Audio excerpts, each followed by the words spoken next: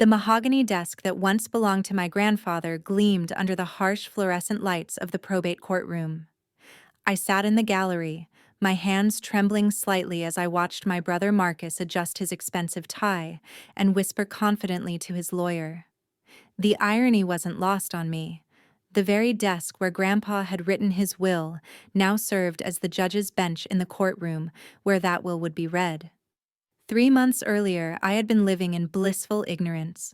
According to YouTube analytics, 99.3% of viewers are not subscribed.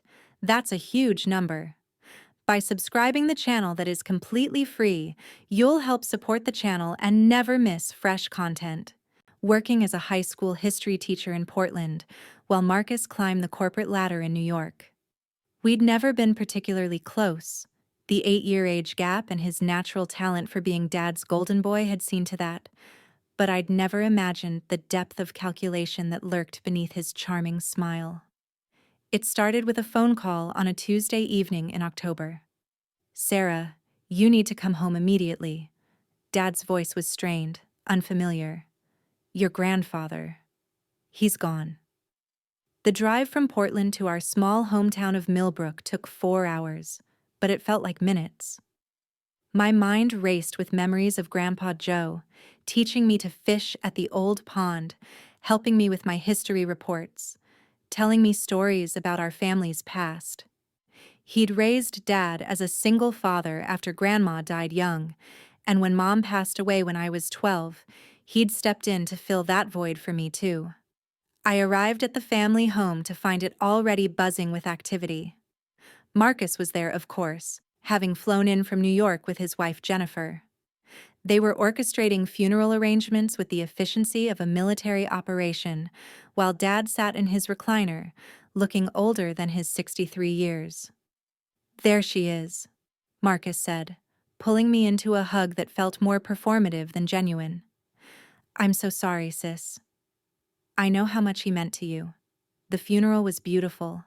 Half the town showed up to pay their respects to the man who'd owned the local hardware store for 40 years, who'd sponsored Little League teams and helped families rebuild after the flood of '97. I delivered a eulogy about his kindness and wisdom, choking back tears as I spoke about the life lessons he'd taught me. It was at the post-funeral gathering that I first sensed something was wrong. I was in the kitchen, helping Mrs. Patterson arrange casseroles, when I overheard Marcus on his phone in the hallway. "Yes, the property appraisal came in at 1.2 million. The business assets are separate. Probably another 800,000. No, she has no idea." My blood ran cold. I stepped closer to the doorway, straining to hear. "Dad's already signed off on everything. The will reading is just a formality at this point. Trust me, by next week, we'll have full control of the estate."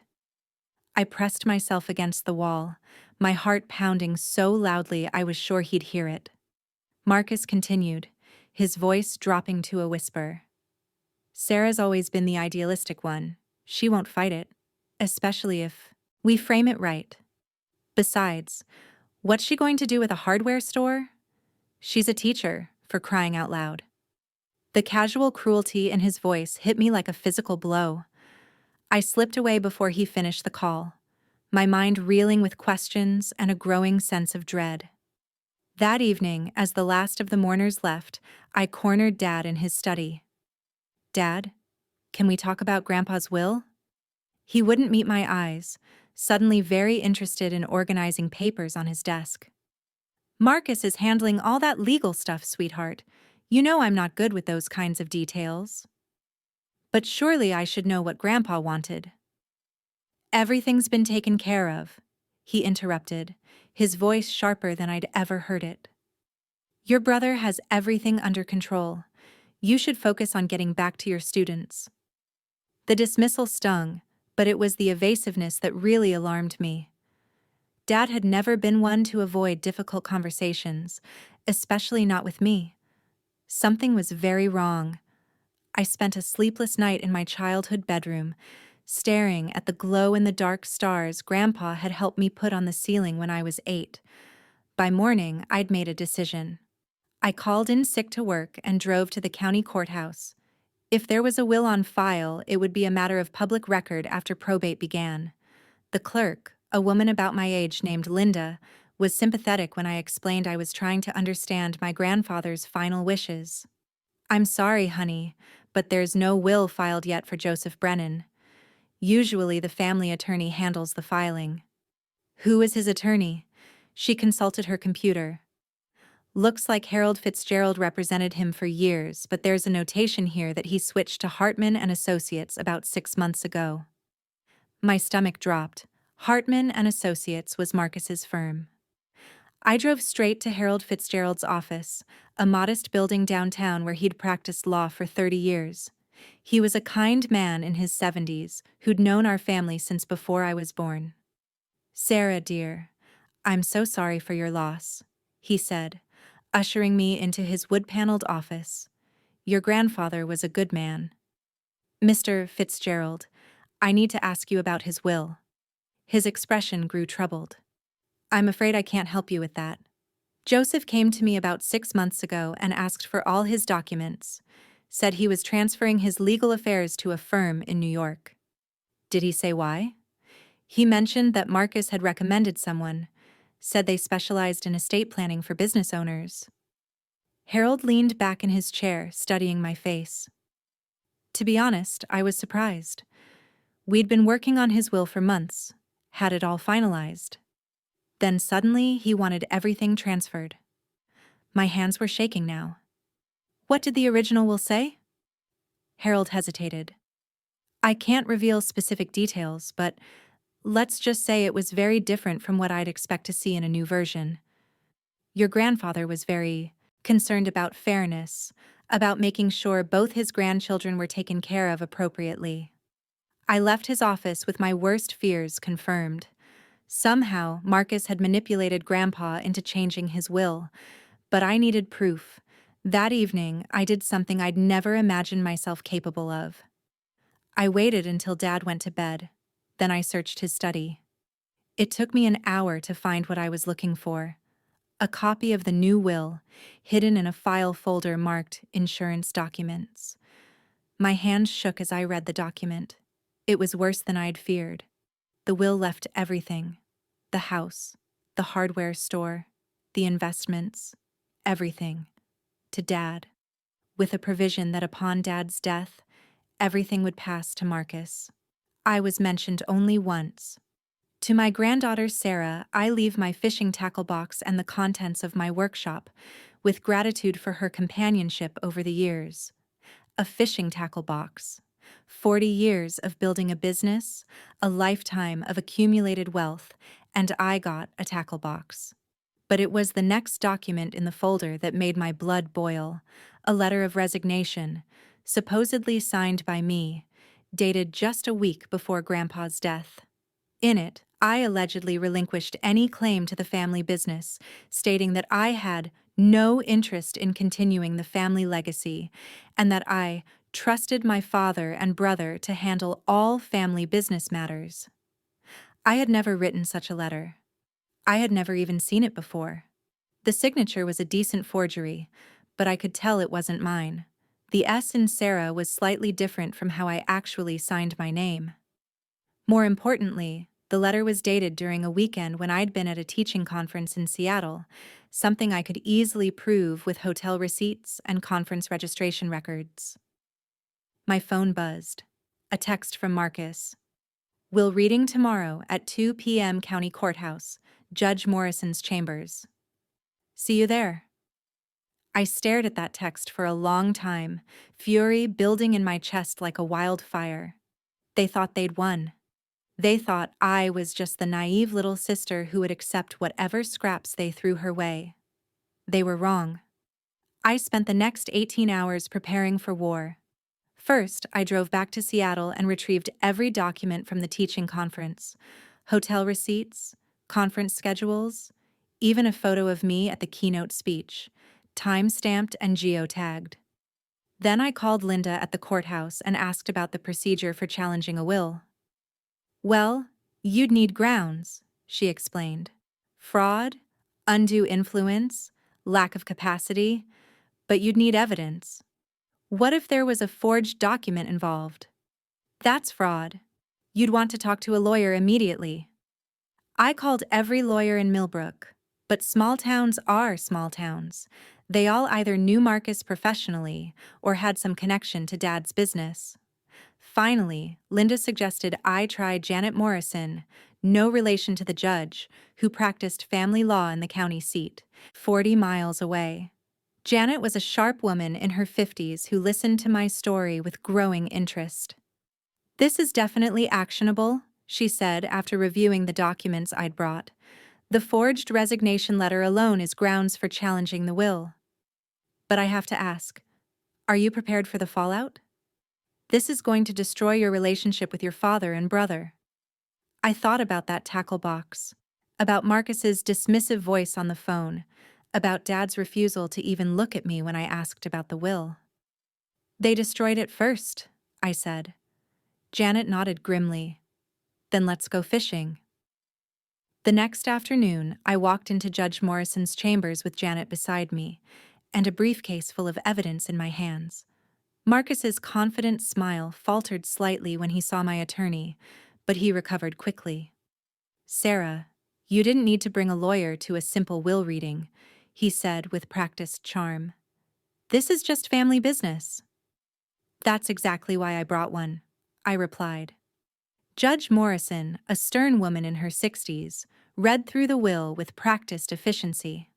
As expected, it left virtually everything to Dad and Marcus, with token recognition for me. "Does anyone have any objections or challenges to this will?" she asked, the standard legal formality. "Yes, Your Honor." Janet stood up. "We challenge this will on the grounds of fraud and undue influence." The room erupted.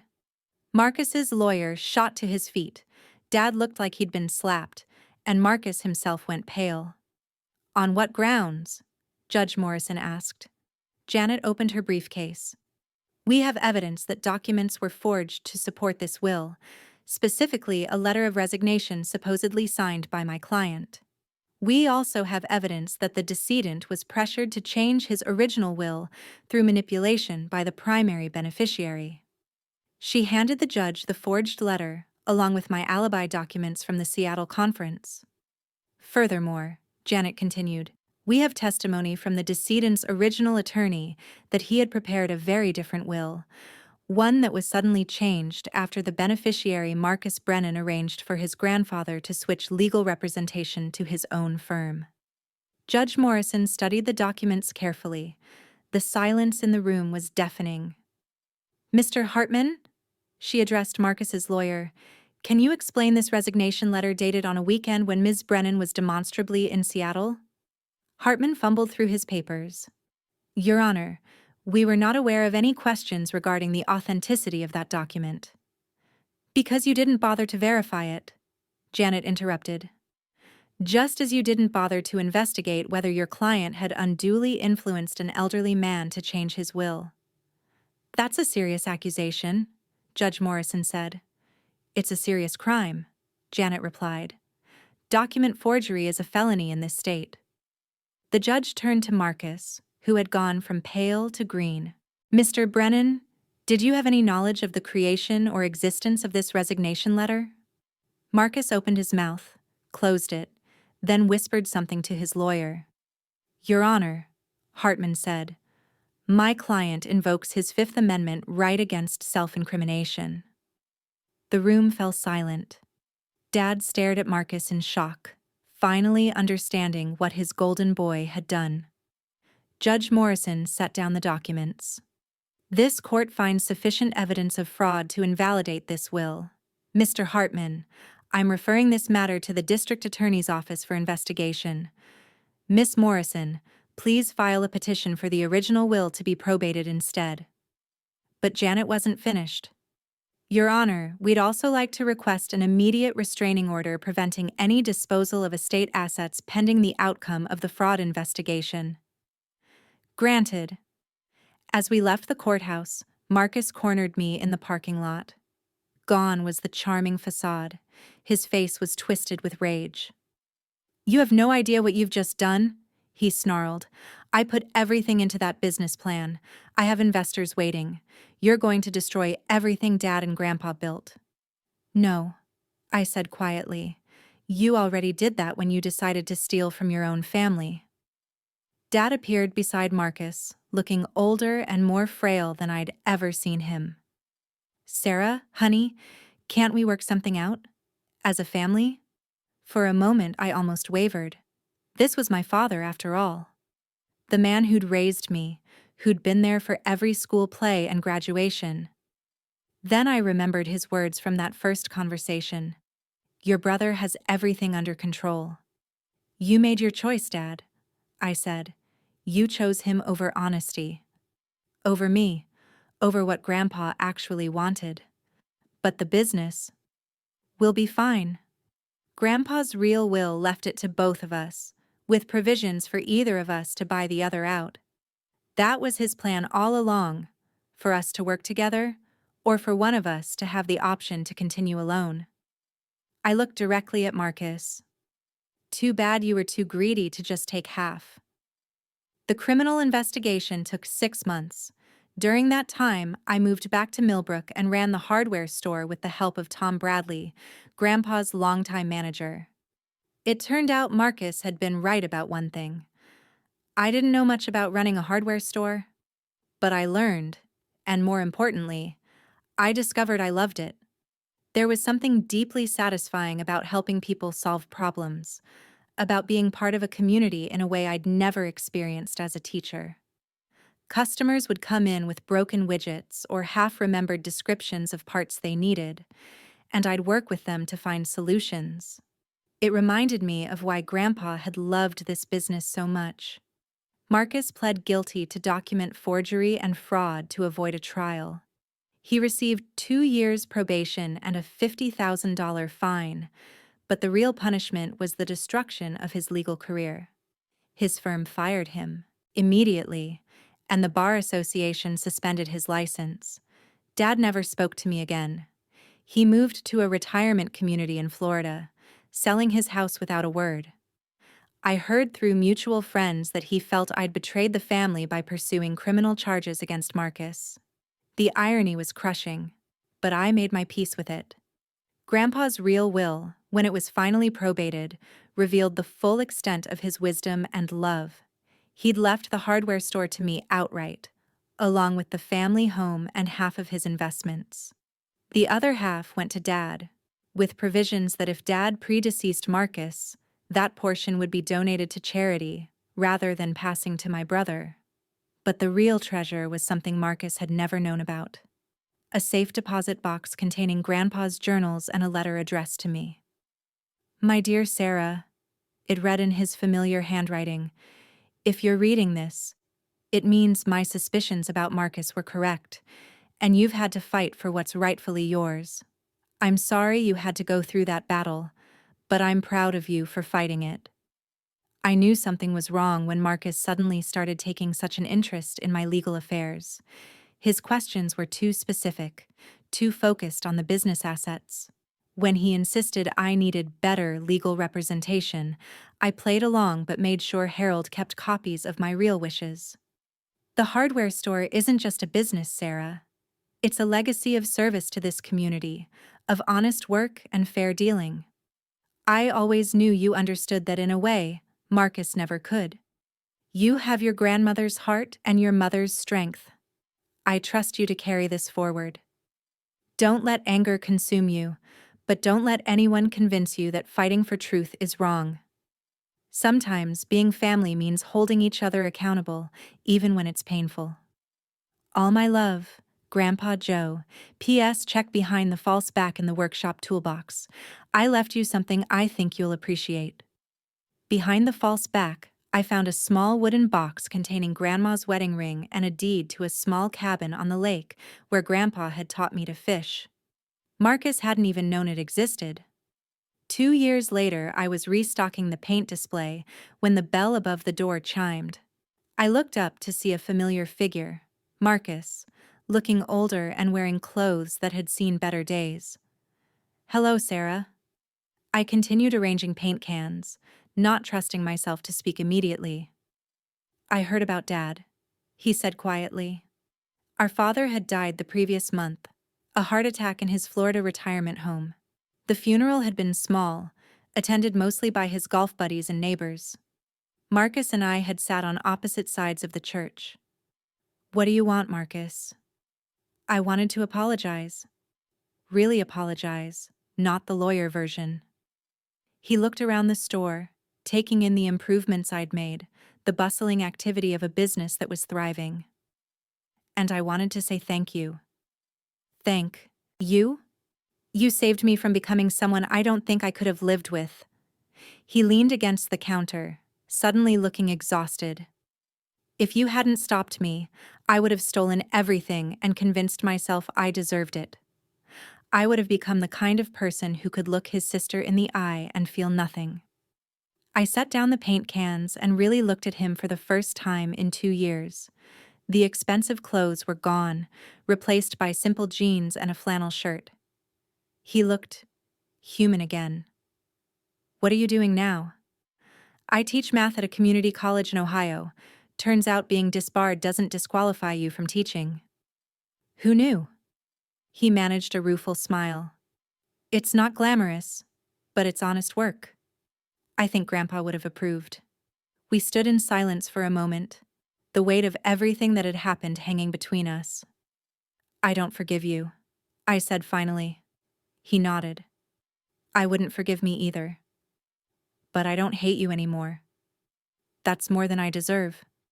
He turned to leave, then paused at the door. "For what it's worth, you were right. About all of it. Grandpa would be proud of what you've done here." After he left, I went into the back office and pulled out Grandpa's letter, reading it again as I had so many times before. The anger that had sustained me through the legal battles had long since faded, replaced by a deep satisfaction in work well done and a community well served.